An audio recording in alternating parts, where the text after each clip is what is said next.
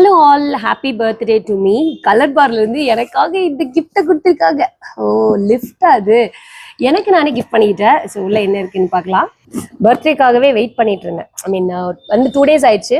Wow, சூப்பரா இருக்குல்ல. Happy birthday தான். ஒர்த்து. இந்த பேக்காக தான் நான் ப்ராடக்ட்ஸ் அதிகம் பண்ணி கிட்டத்தட்ட ஒரு 5000 rupees வர்த் உள்ள ப்ராடக்ட்ஸ் வாங்கினதுனால எனக்கு இது கிடைச்சிருக்கு. 2 3 4 5 6 7 8 9 10 இதோட சேர்த்துனா 11 ப்ராடக்ட்ஸ். ஸோ இது நல்லா இருக்கு. ஆக்சுவலி நீங்கள் உங்கள் பர்த்டே அப்போ ஏதாவது ஸ்பெஷல் அக்கேஷன் அப்போ இல்லை ஏதாவது நீங்கள் ஸ்பெஷலாக ஃபீல் பண்ணுறப்போ உங்களுக்கே நீங்கள் ஏதாவது கிஃப்ட் பண்ணிக்கிங்க.